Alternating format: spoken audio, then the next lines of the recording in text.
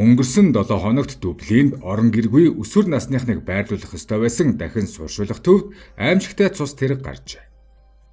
Украины дайнаас дөнгөж зүгтэн ирсэн 17 настай хүү Вадим Давиденког хамт амьдарч байсан нэгэн өсвөр насны хүү дөрвөж ирсэн 4 дахь хоног дээр нь түүнлүү хутгаар халдан хөнөөж.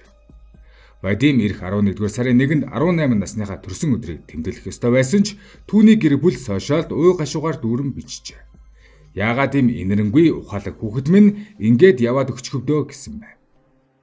Цагдаа нар с ิจ гтнийг баривчилсан ба дахин сууршуулах төвийн 24 цагийн хамгаалалт ямар ч нэмэр болохгүй байгааг олон нийтэд харуулв. Энэхүү хэрэг гарснаар Ирландын дөрвөстийн тогтолцооны олон асуудал ил гарсан байна.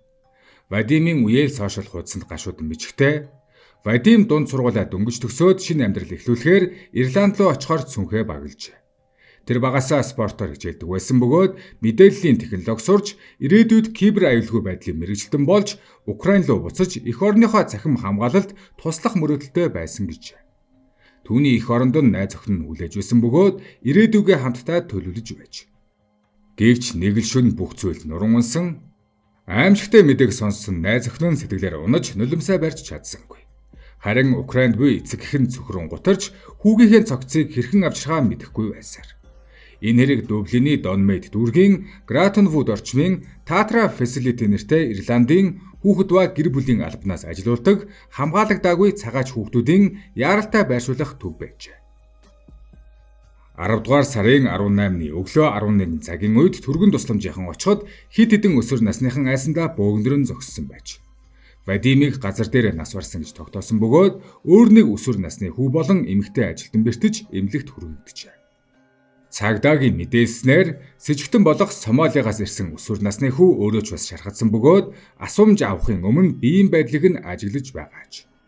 Хэргийн мөрдөн байцаалтын баг хэд хоногийн турш түүнийг байцаагаар хүлээж байгаач одоогоор аль бие усны мэдүүлэг авч амжаагүй.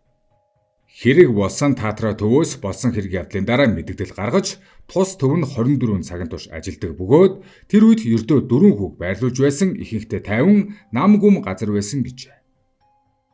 Хэргийн дараа үлдсэн хүүхдүүдийг өөр байранд нүүлгэн шилжүүлсэн байна. Гэвч орон нутгийн зөвлөлийн гишүүн Майкл Макдоналд үүнтэй санал нийлэхгүй байгаа бөгөөд эдгээр хувийн байгууллагууд ийм хүүхдүүдийг хангалттай халамжлах нөөц чадваргүй гэж мэдэгдэв. Тэрээр ярилцлагын үеэр ямар ч үндэстэн гаралтай байлаач хүүхэд бол хүүхэд.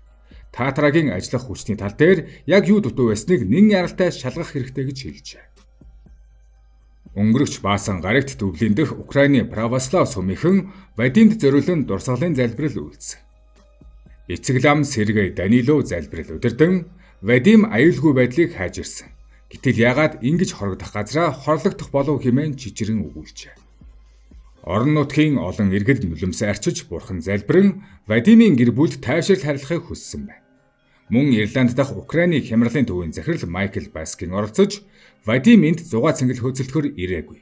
Харин амар амгалан ирж ирсэн гэж хэлжээ. Украины элчин сайд яамны төлөөлөгч мэдэгдэлдээ элчин сайд яам мөрдөн шалгах ажиллагааны туршид цагдаатай хамтран ажиллаж хүүгийн шарилыг эх оронд нь буцаах асуудалд туслах болно гэж. Хэргийн мөрдөн байцаалт дуусны дараа Вадимыг нутаг буцаах боломжтой болно. Онлайнаар эхлүүлсэн хандивын аян богино хугацаанд олонний анхаарлыг татаж одоогоор 1300 еврог цуглуулад байна.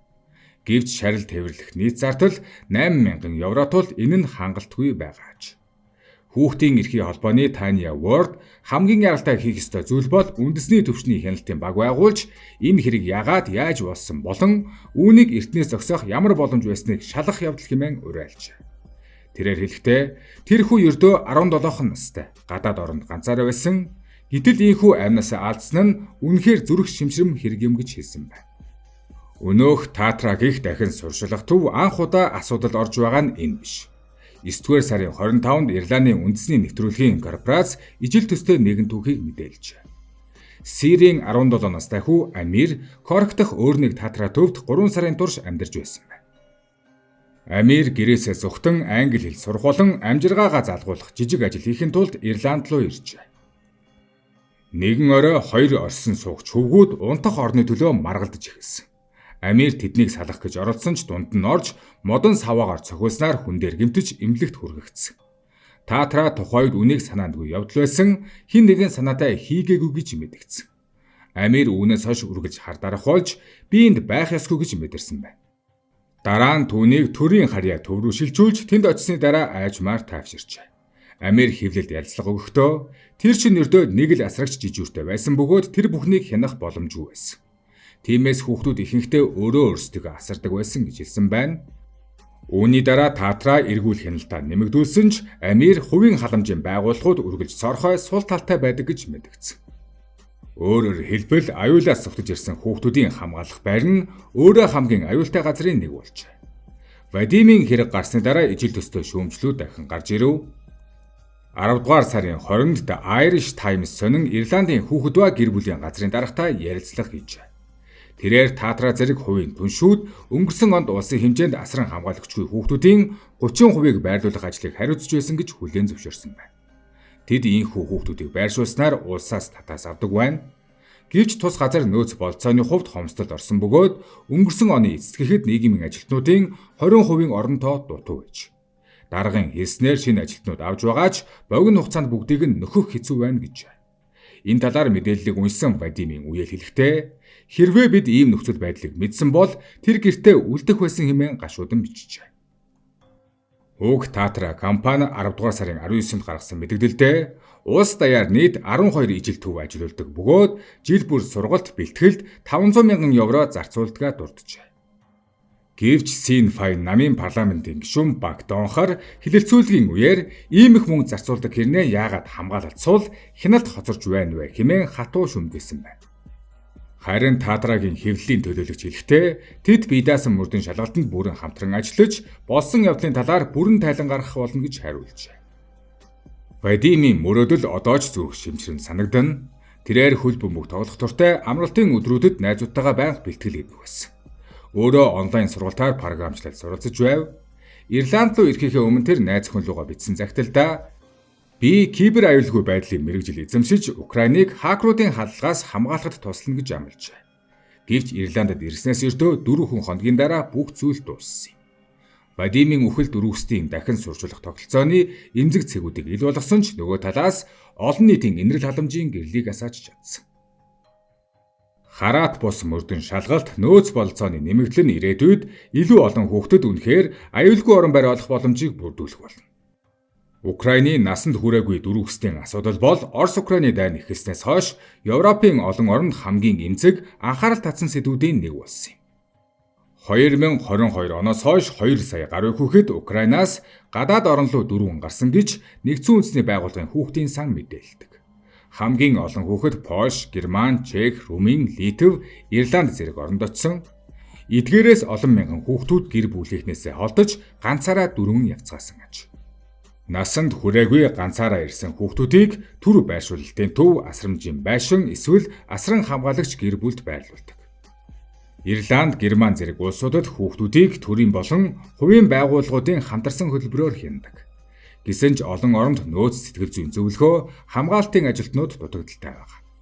Сэтгэл зүйн дарамт, дайн, орон гэрээ алдах, гэр бүлээсээ хол байх нь гүн сэтгэлийн шарахыг үүсгэдэг байна.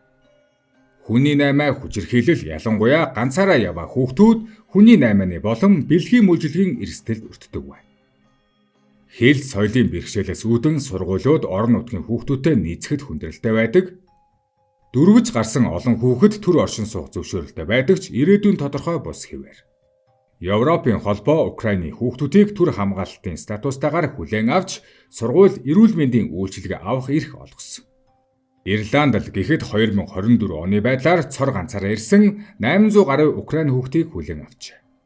Гэвч Вадим хүүгийн хэрэг энэ системд сул тал байгааг харуулж байна. Энэхүү эмгэнэлт явдал дайнаас дөрвсөн хүүгүүдийн амьдралд өөрчлөлтийн эхлэл болж мөрөөдлийнхөө төлөө тэмүүлж буй залуу бүрт итгэл найдварын маргаашийг харуулах болтугай.